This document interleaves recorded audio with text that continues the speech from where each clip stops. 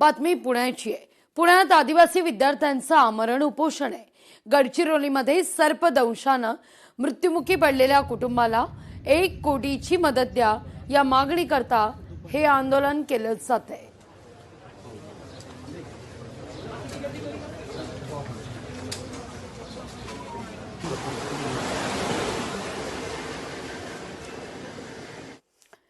मुख्यमंत्र्यांना मंत्र्यांचा निर्णय बदलण्याचा कायदेशीर अधिकार असेल। सरकारकडून महाराष्ट्र शासन कार्यपद्धती नियम 2026 अधिसूचित करण्यात आलेले आहे। मुख्यमंत्र्यांना मंत्र्यांनी घेतलेल्या निर्णयावर यानंतर हस्तक्षेप करता येणार आहे। मुख्यमंत्री कोणत्याही मंत्र्यांना घेतलेला निर्णय बदलू शकतात।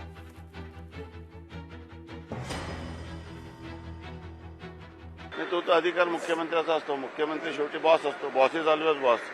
त्यामुळे त्यांना तो निर्णय घेण्याचा अधिकार आहेच। त्याच्यावर कुठलाही प्रश्नाची उपस्थित करण्याचा प्रश्न उद्भवत नाही। तो अधिकार मुख्यमंत्र्याचा असतो। मुख्यमंत्री शेवटी बॉस असतो, बॉस इज ऑलवेज बॉस। त्यामुळे त्यांना तो निर्णय घेण्याचा अधिकार आहेच। त्याच्यावर कुठलाही प्रश्नाची उपस्थित करण्याचा प्रश्न उद्भवत नाही। आरक्षण संपल्याचं ओबीसी मंत्र्यांनी आता तरी सांगावं। ओबीसी नेते लक्ष्मण हाकेंचं वक्तव्य, 1 तारखेला आम्ही काहीही झालं तरी मुंबईला जाणारच असं लक्ष्मण हाके म्हणतायत। 1 सप्टेंबरला ओबीसींचा एल्गार असेल अशी आता माहिती लक्ष्मण हाकेंनी दिली।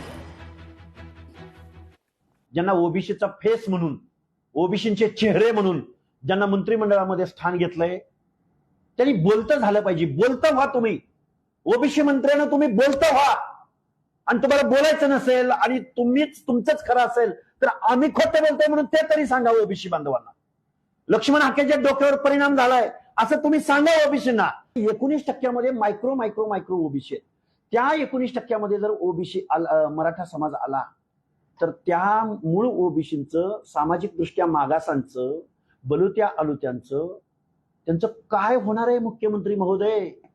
मुख्यमंत्री महोदयांना माझं सांगणं आहे, काल परवाच आपल्या शासनातर्फे सांगण्यात आलं की या महाराष्ट्रामध्ये 2017 सालापासून पुढे 22,20,577 कुणबी प्रमाणपत्र वाटली गेली।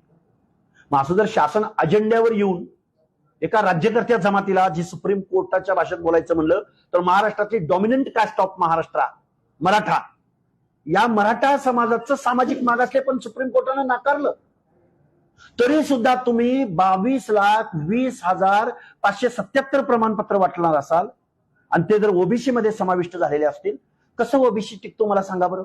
1 सप्टेंबरचा मोर्चा आपण मुंबईला घेऊन जात आहोत। तो मोर्चा फक्त महाराष्ट्रातील नाही, फक्त भारत देशातील नाही, तर जगातला सर्वात मोठा मोर्चा असेल। एवढी माझी या सर्व महाराष्ट्रामधल्या ओबीसी विजयंतींना 1 सप्टेंबरच्या मोर्चामध्ये सामील होण्याची विनंती आहे। 1 तारखेला आम्ही निघणार, काहीही असो, आणि कुणाच्या आंदोलनाला प्रति आंदोलन म्हणून नाही निघणार। आमचं ऑलरेडी आरक्षण गेल्याची भावना महाराष्ट्रातल्या तमाम ओबीसींची झाली। लोकशाही मराठी ऐका, पहा, जागरूक रहा।